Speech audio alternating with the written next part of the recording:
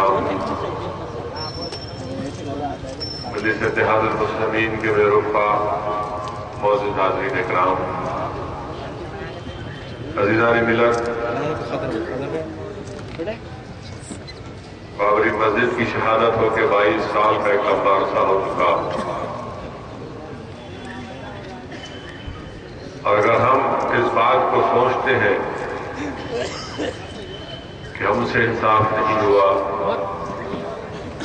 تو یہ ایک حقیقت ہے اور اس حقیقت سے کوئی انکار نہیں کر سکتا کہ بابری مسجد کی شہادت کے معاملے میں ہم سے انصاف نہیں ہوا، اور جب ہم انصاف کا مطالبہ کرتے ہیں، یہ ہمارا مطالبہ صرف ہماری مسلم قوم کے لیے نہیں بلکہ ہم تمام لوگوں کی طرف سے اس بات کا مطالبہ کرتے ہیں جو ہندوستان میں رول آف لا، قانون کی بالادستی کو مانتے ہیں۔ ہم ان تمام لوگوں کی طرف سے اس بات کو کہتے ہیں جو ہندوستان کے سیکولرزم کو اور جو اس ملک کی روح ہے اس کا پلورلزم پر جو لوگ کامل یقین کرتے ہیں یا رکھتے ہیں، یہ بہت ضروری ہے کہ ان تمام لوگوں کا جو مطالبہ ہے اس کو پورا کیا جائے کہ ہم سے انصاف ہونا چاہیے۔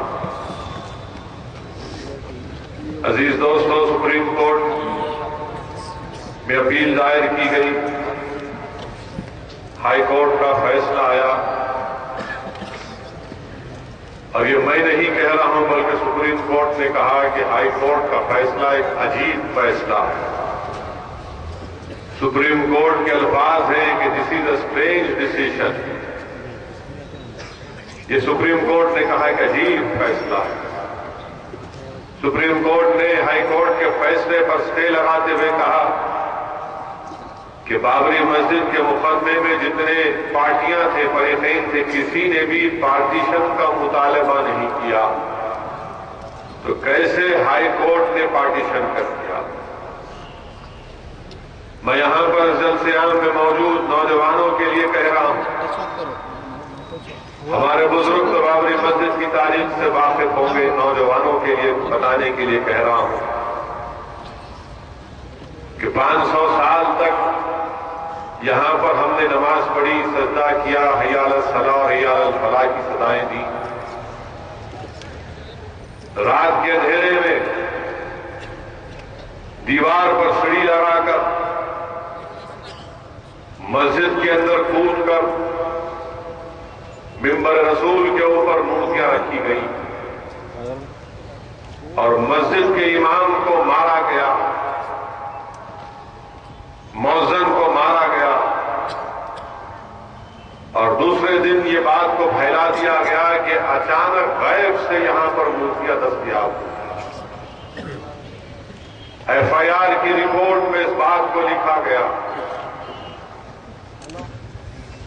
جو پولیس نے کمپلین درج کی اس میں لکھا گیا کہ رات کے اندھیرے میں مسجد میں کود کر ممبر رسول پر مورتیاں رکھی گئی، اور پھر 1950 میں ریسیور اپائنٹ کر دیا گیا اور یہ کہہ دیا گیا کہ یہاں پر باضابطہ پوجا ہوگی، مسلمانوں کا داخلہ ممنوع قرار دے دیا گیا۔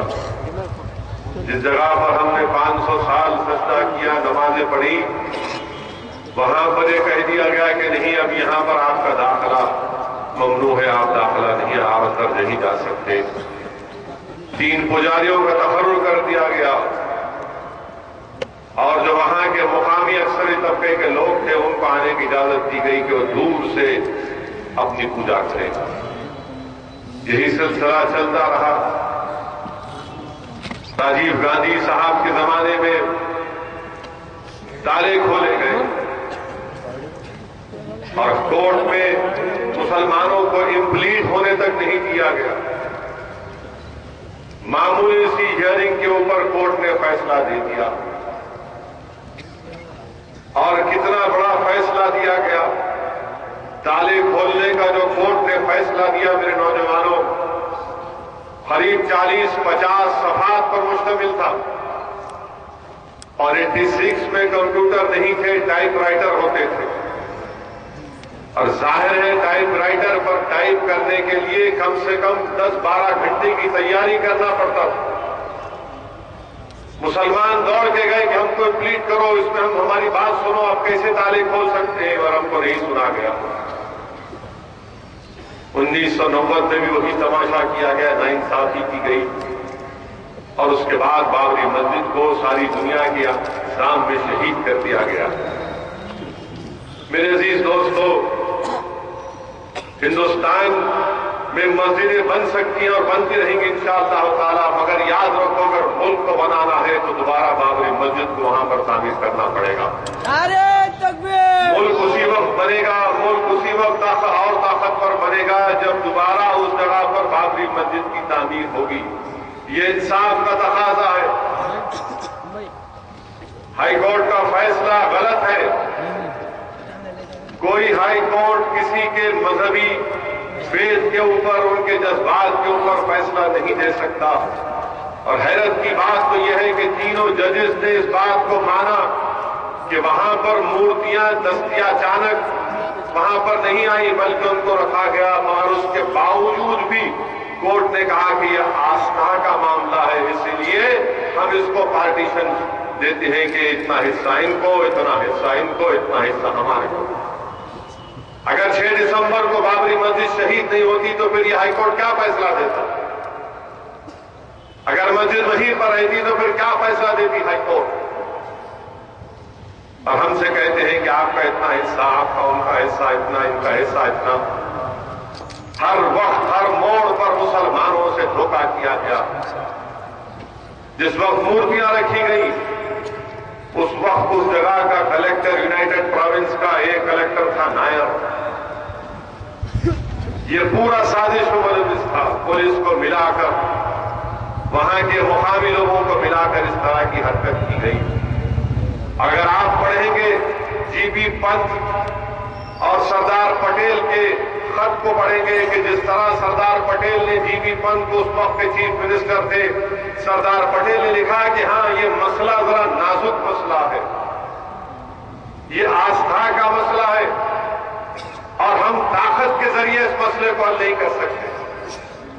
یہ سردار پٹیل کے الفاظ ہیں اس خط میں جو جی بی پنت کو لکھا گیا۔ اور آج سردار پٹیل کے نام سے بڑی بڑی باتیں کی جاتی ہیں۔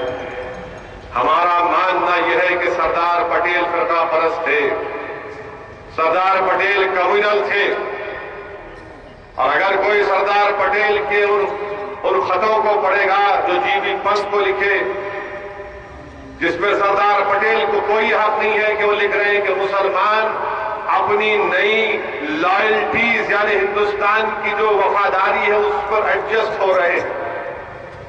کس نے حق دیا سردار پٹیل کو ہماری وفاداری پر شک کرنے کے لیے؟ ہندوستان میں جب دو ٹکڑے کیے گئے تو ہم پاکستان نہیں گئے، ہم نے کہا نہیں یہ ہمارا وطن عزیز ہے، مگر یہ سوچ تھی ہندوستان کے اس وقت کے پہلے وزیر داخلہ کی۔ آج بڑا کھڑا کر پیش کیا جاتا ہے کہ سردار ولبھ بھائی پٹیل، جی بی پنت کا جو خط ہے میں چیلنج کر رہا ہوں، اور جی بی پنت نے کہا کہ سردار صاحب آپ نے ہمیشہ میری مدد کی، آپ کے اس خط سے مجھے بڑی ہمت ملی۔ میرے عزیز دوستو، ہم کو یہ جنگ لڑنا ہے۔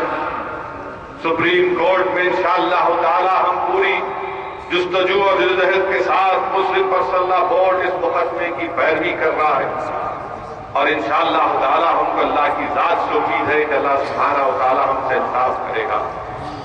یہ اللہ کے گھر کا معاملہ ہے، یہ ہمارا گھر کا نہیں ہے، اللہ کا گھر ہے۔ اور یقیناً جو بڑے بڑے شنکراچاریہ جا کر لکھنؤ میں کسی مولانا سے ملاقات کیے، ہم ان مولانا سے کہنا چاہیں گے کس نے حق دیا آپ کو بات کرنے کا؟ آپ کی ذاتی ملکیت ہے یہ؟ کون ہے شنکراچاریہ یہ جو آ کر ہم سے کہہ رہا ہے کہ مسجد کے بارے میں بات کریں گے؟ ہم ہرگز بات نہیں کریں گے شنکراچاریہ، تم کہاں کہیں گے شنکراچاریہ ہو؟ ہم یقیناً اس مولانا کی بات کو بھی قبول کر نہیں کریں گے اگر وہ بات کریں گے۔ آل انڈیا مسلم پرسنل لا بورڈ نے ایک فیصلہ لیا کہ مسجد کے اوپر اب کوئی بات نہیں ہوگی، صرف سپریم کورٹ کے فیصلے کا انتظار کریں گے۔ اور اگر مرکزی حکومت وشو ہندو پریشد RSS کو خوش کرنے کے لیے اپنے چمچوں کو استعمال کرے گی تو یاد رکھو ہندوستان کی عوام اس کو کبھی معاف نہیں کرے گی۔ ہم سپریم کورٹ کے فیصلے کا انتظار کریں گے۔ ہم بھی دیکھنا چاہ رہے ہیں کہ ہم سے انصاف ہوگا نہیں ہوگا۔ ہندوستان میں جہاں پر مہاتما گاندھی کا قتل ایک بہت بڑا المیہ، دلی کے سڑکوں پر سکھوں کا ان کے سروں کو کاٹ کر ان کو مار دینا یہ بہت بڑا المیہ، گجرات کی سرزمین پر مسلمانوں کے خون کی ہولی کھیلنا یہ بدنما داغ، وہیں پر بابری مسجد کی شہادت ہندوستان کی پارلیمانی جمہوریت پر ایک بہت بڑا داغ۔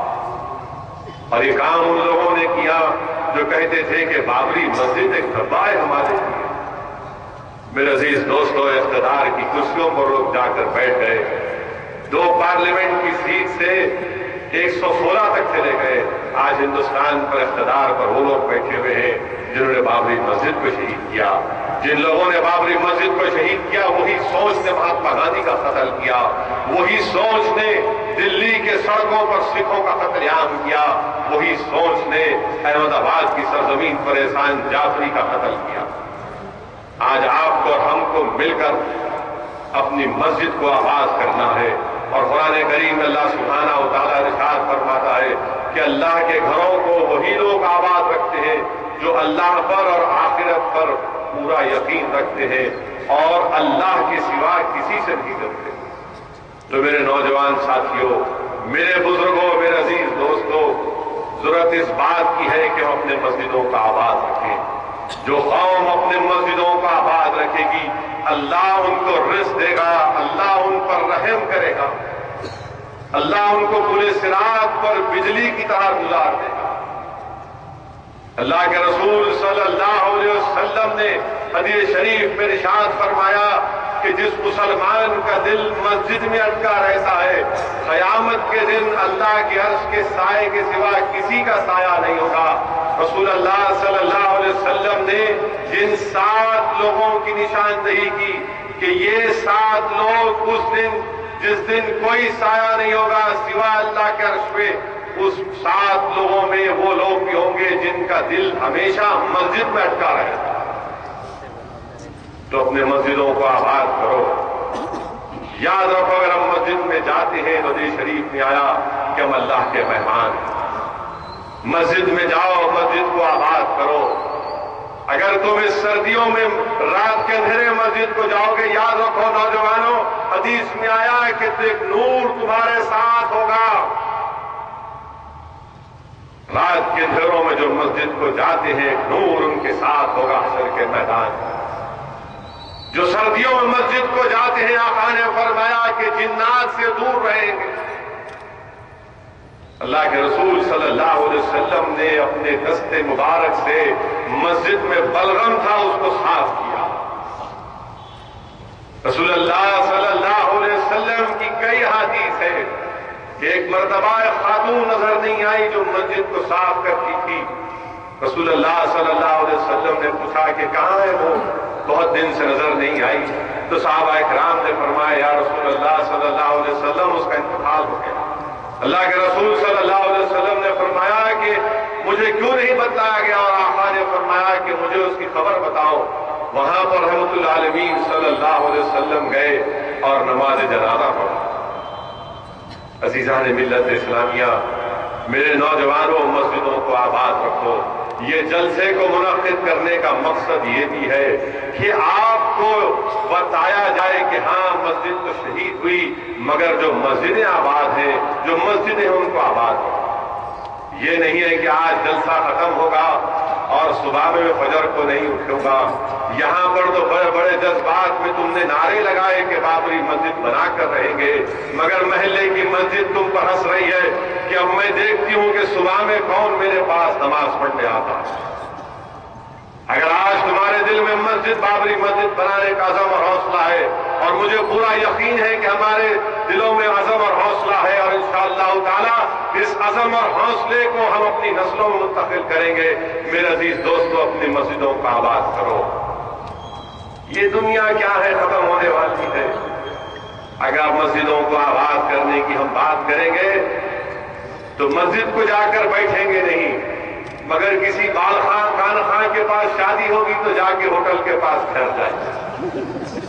उन्हें आधाश है, वो कान खान को देखूंगा, हमें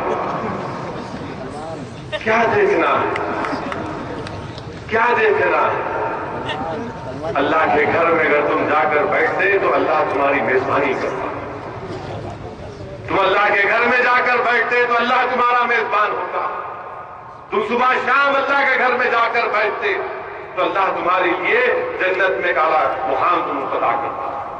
मगर हमारा मिजाज ग्रामी ये है कि नहीं, किसी दीवाने के पास कुछ हो रहा है तो मैं जाकर खड़े हो जाऊं। नहीं मेरे अजीज दोस्तों, हंसने की बात नहीं है। जब बात आई तो मैं ये भी कहना चाह रहा हूं कि हमारी एक बहन ने कुछ कह दिया, हमारी एक बहन ने कुछ कह दिया एक बात, तो हमको कोई अख्तियार नहीं है कि हम अपनी उस बहन को जलील और रुस्वा करें। हमारी एक बहन ने कुछ कह दिया उस शख्स के बारे में कि हाँ इंतजार कर रहे हैं फलां जो भी, मगर इसका ये मतलब नहीं है कि हम ये कहें कि उस हमारी बहन ने कहा कि मेरा ताल्लुक उस महल्ले से, यकीनन वो महल्ला गयूर मुसलमानों का, मगर इसका ये मतलब नहीं है कि हम अपनी बहन की तौहीन करें। याद रखो, अगर तुम किसी को जलील करोगे तो ये तरीका नहीं है दीन की दावत देने का। हमको कहना चाहिए हमारी बहनों से कि देखो, दीन इस्लाम उनको बताओ और कहो कि जिसने सबसे पहले दीन इस्लाम को कबूल किया वो खातून थी, वो उम्मत की मां थी। जो सबसे पहले हाफिज कुरान थी वो हमारी उम्मत की मां थी। जिसने अल्लाह की राह में सबसे पहले अपनी जान की कुर्बानी दी वो खातून थी। अगर तुम ये कहकर अपनी उस बहन से कहोगे कि देखो ये तुम्हारी कुर्बानियां और तुम कहां जा रही हो, याद रखो अगर तुम किसी को जलील करोगे यूट्यूब पर अपने गंदे गालियों को डाल करके फलां है साथी उन्हें वहां गई थी, याद रखो ये काम आने वाला नहीं है, कारामद साबित नहीं होगा, बल्कि तुम उस अपनी बहन को दूर कर रहे हो दुनिया से। मत करो हरकत, ये मत करो। याद रखो तुम्हारे चंद अल्फाज, तुम्हारी गालियां हमारी बहनों का दिल तोड़ रही है। क्यों नहीं तुम यूट्यूब पर, क्यों नहीं तुम उन नौजवानों के बारे में कहते जो वहां पर खड़े हुए थे? क्यों नहीं तुम कहते मगर एक बच्ची है तो तुम्हारा को हक नहीं पहुंचता कि तुम उसके बारे में कहते जाओ?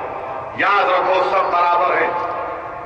यकीनन हमारी जिम्मेदारी है हमारी मां और बहनों पर, मगर अगर तुम गुनाह करोगे तो वो अच्छा है और बच्ची करेगी तो गलत है। और मैं उस बच्ची से ज्यादा उसके घर वालों को जिम्मेदार ठहराता हूं। अगर घर में मां और बाप, घर का माहौल दीनी होता, वहां पर ये कान खां बाल खां हीरो नहीं होते बल्कि सहाबा और औलिया अल्लाह हीरो होते, तो बच्ची सही राह पर जाती। गलती उस घर के मर्दों की है कि जिन्होंने वहां पर एक दीनी माहौल को नहीं पैदा होने दिया। अगर दीनी माहौल वहां पर पैदा होता तो यकीनन कोई गलती नहीं होती। मेरे अजीज दोस्तों, अपनी फिक्र करो, अपनी फिक्र करो नौजवानों, कि आज तुमको और हमको कल अल्लाह को जवाब देना। डरने और घबराने की जरूरत नहीं। और फिर सियासी माहौल तो ये है कि यहां पर कांग्रेस पार्टी का एक जलसा हुआ, मोहतरम दिग्विजय सिंह साहिब तकरीर में कहा कि असदुद्दीन अकबरुद्दीन दो नाक साफ है। क्या करेंगे दिग्विजय सिंह साहब, आप जहरीले सांपों के लिए तो हमको जहर बनना पड़ता। 65 साल से आप हमको डसते आए, 65 साल से आप हमको डसते आए दिग्विजय सिंह साहब। अब हमारा जहर कैसा दिखा आपको? पसंद आया नहीं आया? ये तो ट्रायल है खाली, अभी देखते जाइए आगे होता है क्या। दिग्विजय सिंह साहब, बड़ी इज्जत से कह रहा हूं آپ ہم کو یہ بات بتا دیجئے، میں یہ بات نہیں کہتا تھا، مگر آپ کی موجودگی میں ہمارے مرحوم قائد سالار ملت کو گالی دی گئی، مرحوم قائد سالار ملت کو برے الفاظ میں گالی دی گئی۔ میں گالی نہیں دوں گا، میں گالی کا جواب گالی سے نہیں دوں گا دگ وجے سنگھ صاحب، میں صرف آپ سے اتنا پوچھنا چاہ رہا ہوں، کیا آپ کے مرحوم والد بزرگوار ہندو مہا سبھا کے ایم ایل اے تھے نہیں تھے؟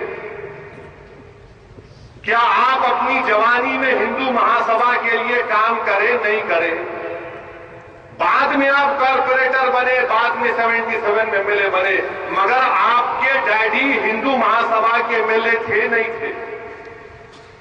دوسری بات، یہ الزام ہم پر کہ ہمارے ایم ایل اے مہاراشٹر میں اسمبلی میں نہیں تھے، میں چیلنج کر رہا ہوں محترم دگ وجے سنگھ صاحب کو کہ پروف پیش کر دو آپ بھی ہوائی فائرنگ مت کرو بھرمار کی بندوق سے، ہمارے پاس بڑی طاقتور بندوق ہے، ہماری زبان ہے، اور جب ہم زبان کھولتے تو ہندوستان کے بڑے بڑے لیڈروں کی نیند حرام کرتی ہے۔ یہ ہم کو بتا دو آپ کہ کیا ہمارے ایم ایل اے مہاراشٹر کی اسمبلی میں تھے نہیں تھے؟ اگر پروف ہے تو پیش کرو، جھوٹ کا سہارا کیوں لیتے آپ؟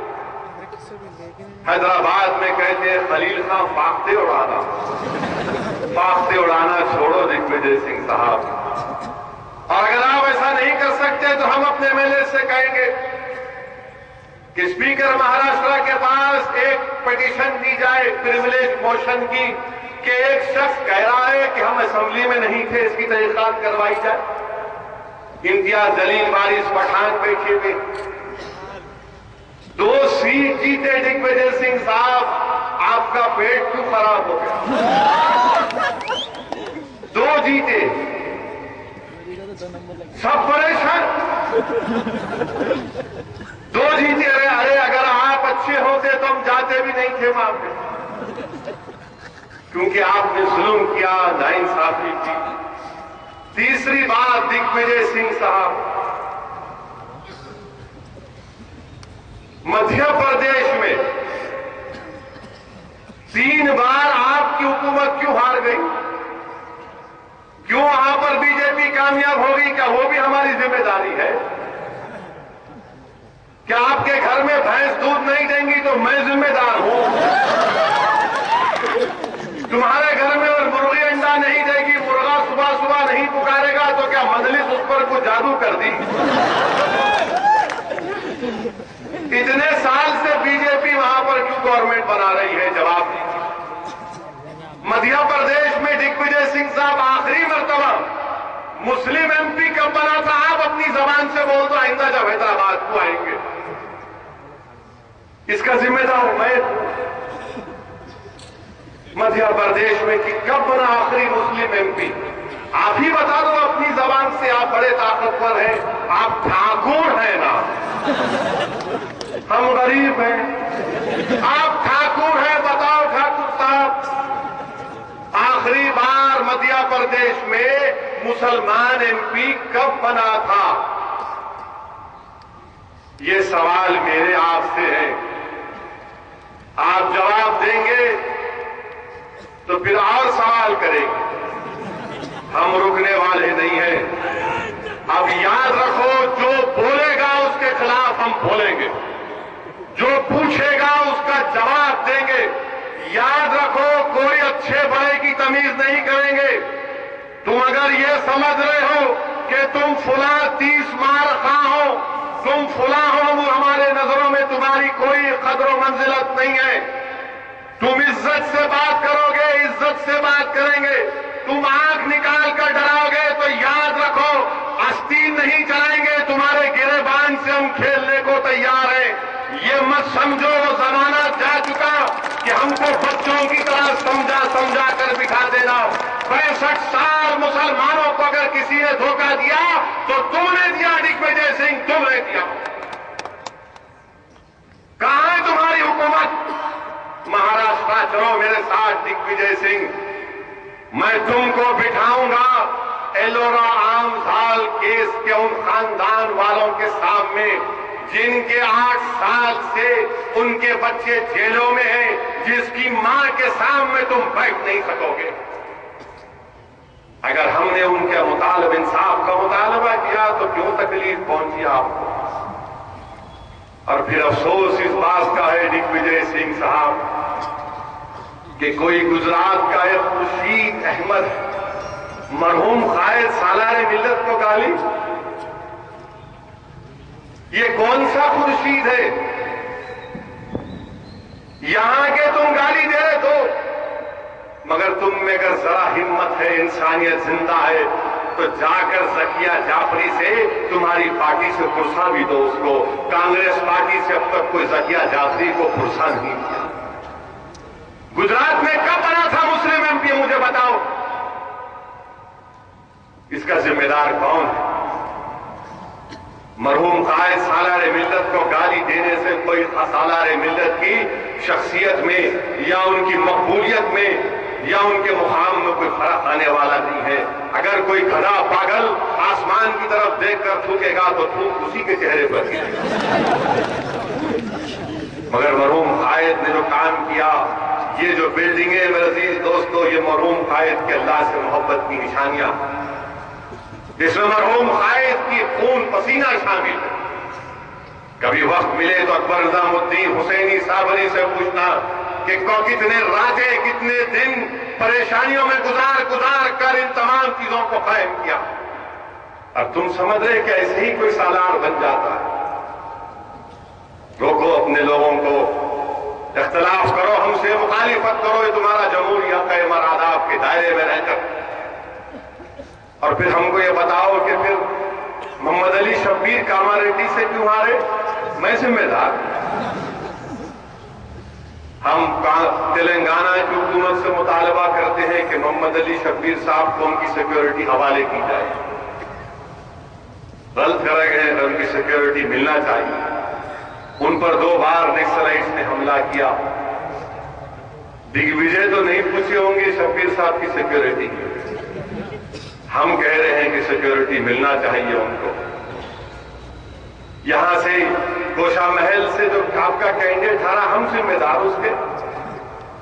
خیرت آباد سے آپ کا کینڈیڈیٹ ہارا، ہم ذمہ دار۔ تلنگانہ دینے کے بعد تم کو اقتدار نہیں ملا تو میں ذمہ دار۔ سب چیز کا ذمہ دار میں ہوں۔ پھر آپ کیا ہیں؟ آپ کیا کر رہے تھے؟ آپ اتر پردیش گئے دگ وجے، وہاں پر برا حال، اب آپ یہاں پر آئے، یہاں پر برا حال، ٹھیک ہے رہیے آپ۔ اور آپ سے ہم کہہ رہے ہیں کہ عنبر پیٹ کی سیٹ پر ہر بار مقابلہ ہوگا، اس وقت تک مقابلہ ہوگا جب تک ہم عنبر پیٹ کی سیٹ پر کامیابی حاصل نہیں کریں گے۔ کچھ بھی ہو جاؤ، کوئی پکار لو، ہم کو ناک صاف بولو، کیا کیا تم بولنا چاہ رہے بولو، ہم کو اس کی پرواہ نہیں ہے۔ ہم اللہ کو جواب دیں ہیں، اللہ جانتا ہے ہماری نیت کیا ہے۔ اسد اکبر 2 ناک صاف ہے، آپ کیا ہیں؟ مٹھو بیٹے ہیں، طوطے ہیں۔ یہ ایسے طوطے ہیں کہ میں بچپنے میں دیکھتا تھا، ہم لوگ اسکول میں جاتے تھے بس میں تو چوراستوں پر، آج بند ہو گیا، ایک زمانے میں روڈ کے کونے پہ ایک بیٹھا رہتا تھا طوطے کو لے کے، اور ان کی طرح کے لوگ جا کے بولتے تھے ذرا میری بھوشوانی بتا دے، تو طوطا جو ہے کارڈ نکال کے بولتا تھا، اس کو دیکھ کے بولتا، یہ وہ طوطے ہیں۔ مجلس اتحاد المسلمین کے خلاف آئیے، کون روک رہا ہے آپ کو؟ ہم کیا مقابلے سے ڈرنے والے نہیں ہیں؟ یاد رکھو دگ وجے سنگھ، اللہ کے فضل و کرم سے نبی کریم صلی اللہ علیہ وسلم کے صدقے طفیل میں اولیاء اللہ کی دعاؤں کی وجہ سے مجلس اتحاد المسلمین نے طوفانوں میں چراغ جلانے کا ہنر ہم نے سیکھ لیا۔ ہم نے طوفانوں میں چراغ جلانے کا ہنر سیکھ لیا ہے، اسی لیے سیکھا ہے کہ کسی اولیاء اللہ کے آستانے پر یہ کہا جاتا ہے کہ چراغ اور جلاؤ.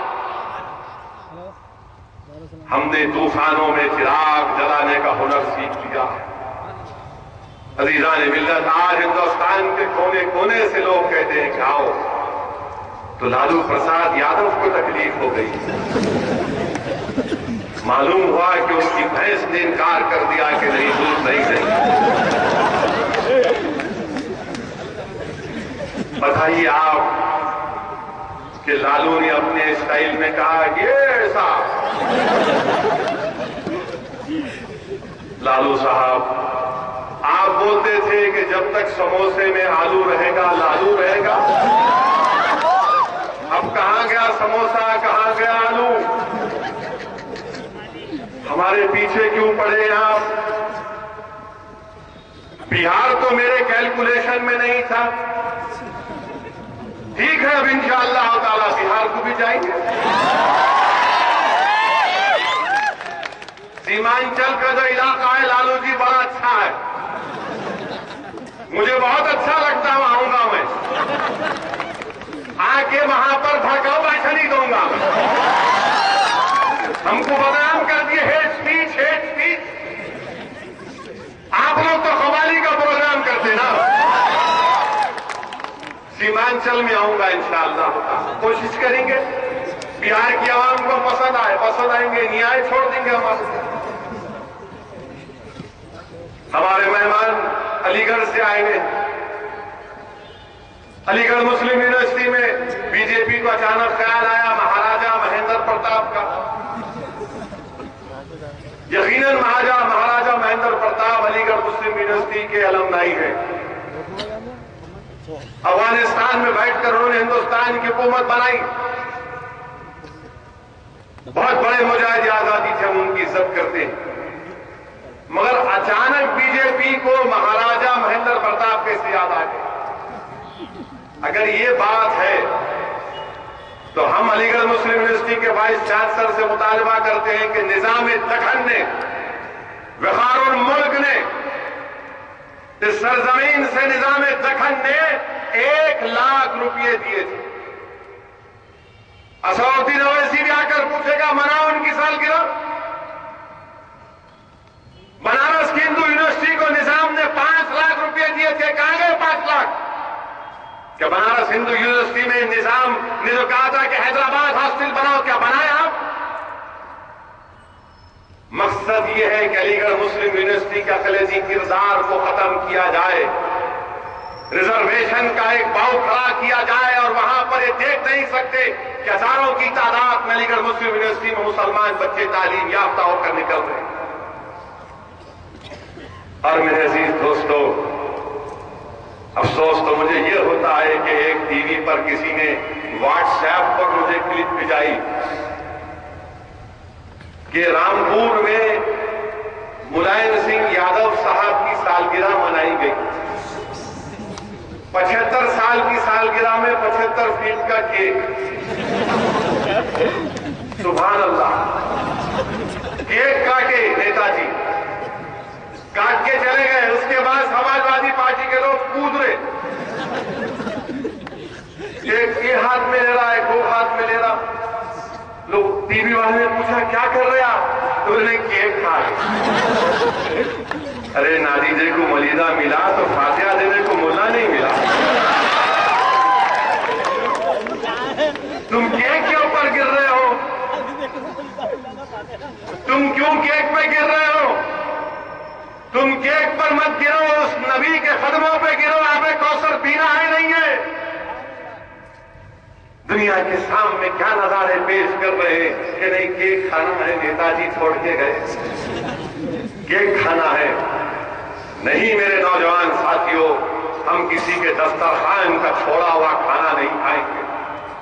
ہم اپنی مسجد بنائیں گے، ہم اپنے مسائل کو حل کریں گے، ہم اپنا کیک بنائیں گے، ہم اپنا انشاءاللہ تعالی کیک بنائیں گے. ہم اپنے عزت کے محنت کے روٹی سے اپنے گھر کو چلائیں گے. 75 فیٹ کے کیک کی ہم کو ضرورت نہیں ہے. ہم کو ہندوستان کی سیاست میں اپنا حصہ چاہیے. اتر پردیش کی سیاست میں ہم کو اپنا جائز حصہ تلاش کرنا. کھاؤ جتنا کھانا ہے، لوٹو ملائم سنگھ یادو صاحب۔ چراغ بھڑکتے چراغ بجھنے سے پہلے یہ بھڑکنا ہے، بھڑکو۔ اور ہم آئیں گے انشاءاللہ تعالی۔ مجلس اتحاد المسلمین اتر پردیش کے 15-18 ضلعوں میں اب تک اپنی شاخیں قائم کر چکی ہے۔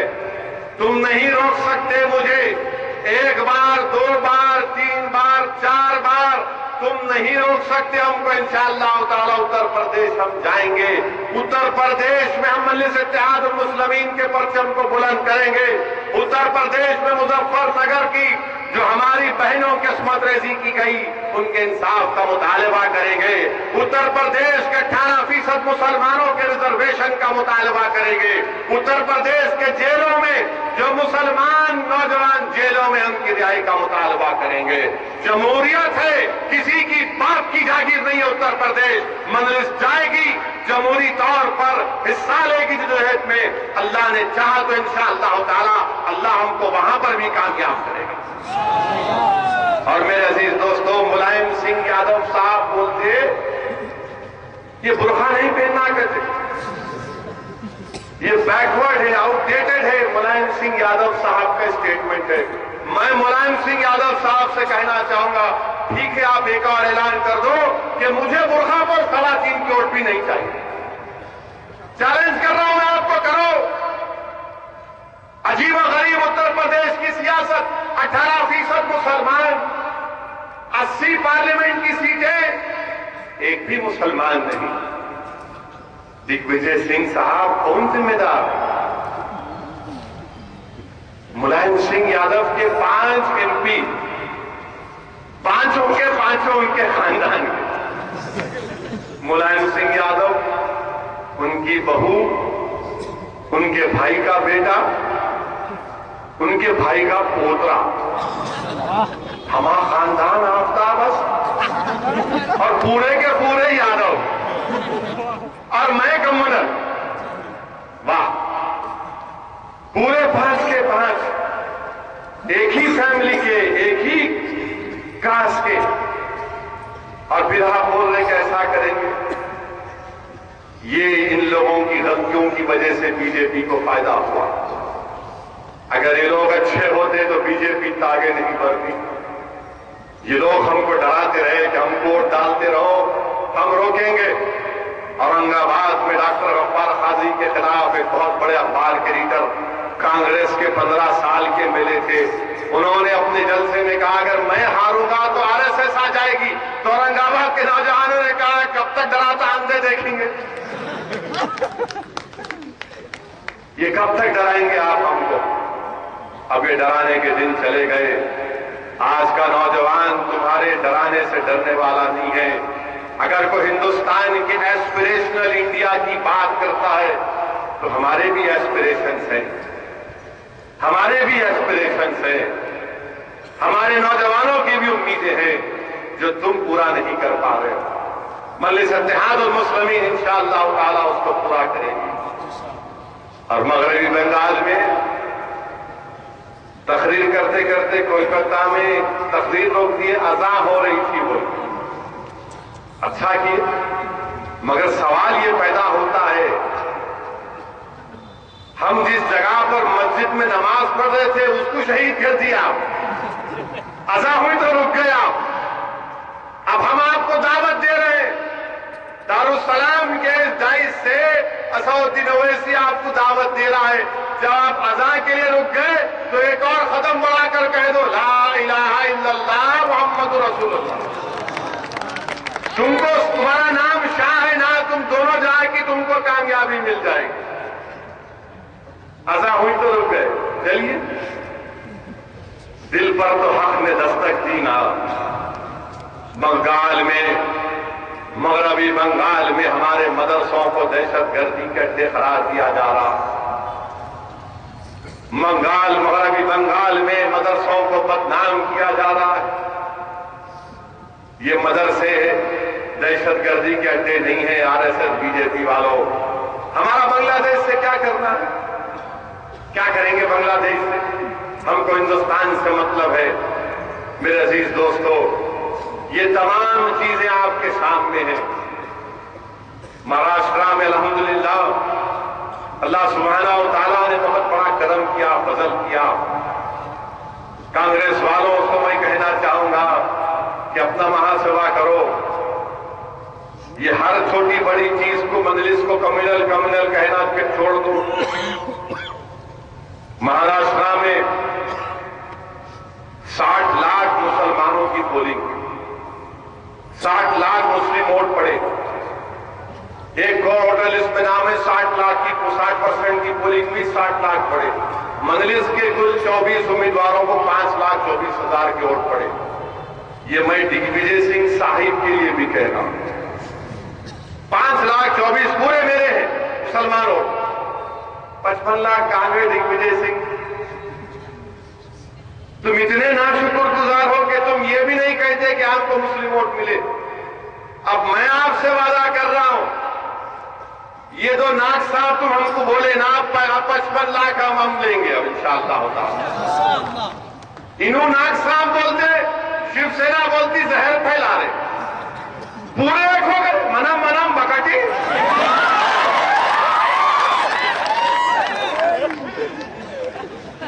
ہماری مخالفت میں چلو اچھا ہے آپ لوگ مل تو گئے، ہم شروع سے کہہ رہے تھے کہ تم ایک ہی ہو، تم ایک ہی ہو، شروع سے کہہ رہے تھے، مگر ہماری مخالفت میں کم سے کم آپ ایک ہو کہ اچھا ایک ہو جاؤ۔ ہم ڈرنے گھبرانے والوں سے نہیں ہے، مقابلہ کریں گے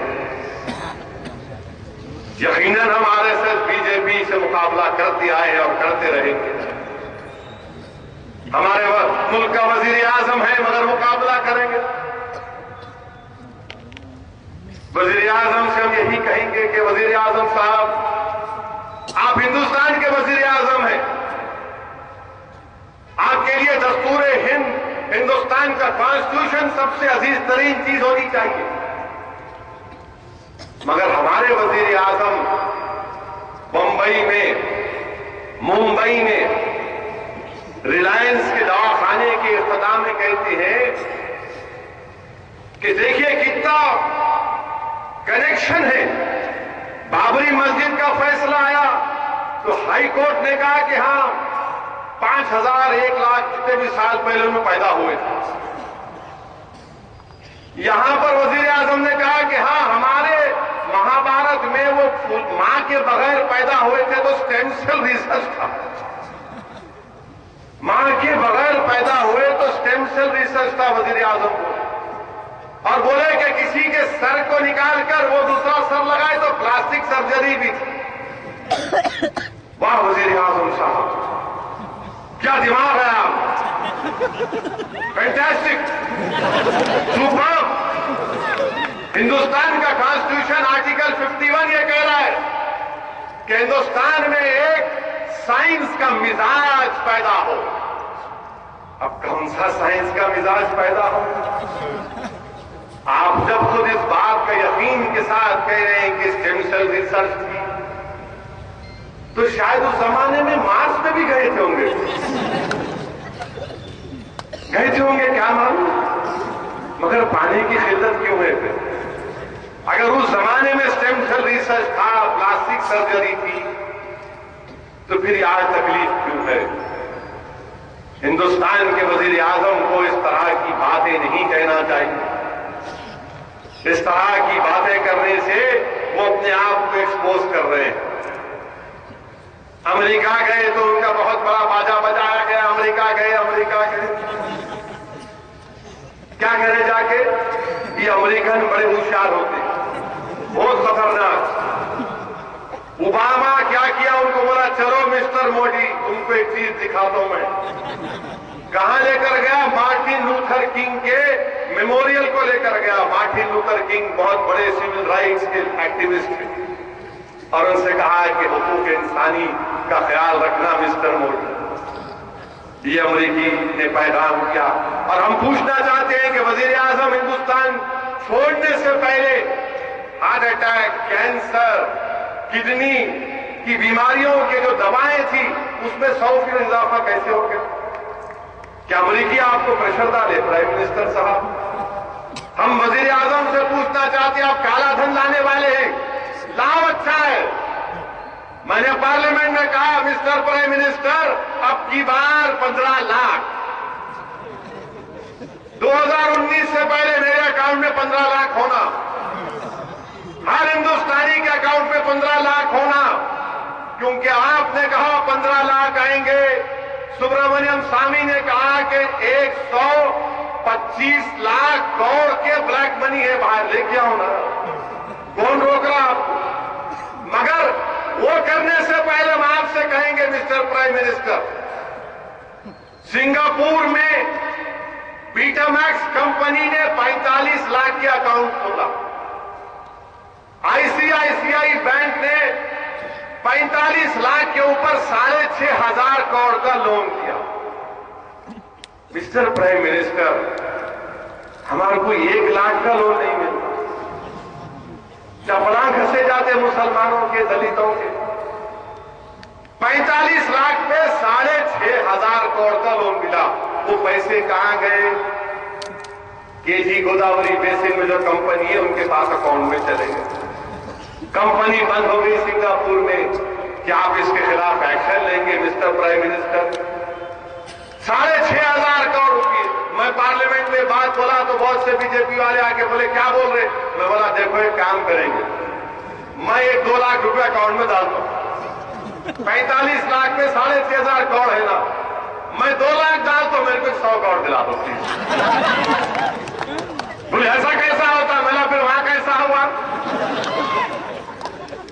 45 لاکھ میں 6,500 کروڑ روپئے، خواجہ کا لنگر ہے، لوٹ کے لے کے جائیں گے۔ یہ بلیک منی ہے، لے کے آؤ بلیک منی۔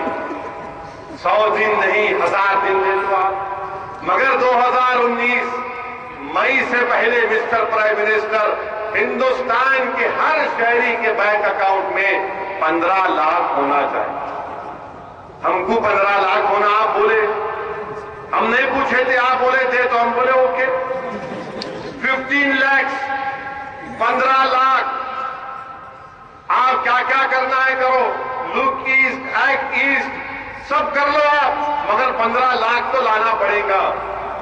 جہاں کہیں بھی آپ جائیں گے 15 لاکھ کا مطالبہ ہوگا۔ مجلس اتحاد المسلمین یقیناً ہمیشہ سے ہی RSS اور سنگھ پریوار کے خلاف تھی اور لڑتی رہی، اور انشاءاللہ تعالی ہم لڑتے رہیں گے۔ میرے عزیز دوستو، جماعت سے وابستہ رہیے، جماعت کو مضبوط کریے، نوجوانوں ضرور فجر کی نماز پڑھو، دعوت دو اپنی بہنوں پر، اپنے خواتین پر، ان کو رسوا مت کرو اس طرح کی باتیں کر کے۔ اللہ قرآن میں فرمایا کہ دین کی دعوت اچھے الفاظ میں کرو، حکمت کے ساتھ کرو۔ اللہ ہم تمام کی یہاں پر بیٹھنے کو قبول کرے۔ وآخر دعوانا الحمدللہ رب العالمین۔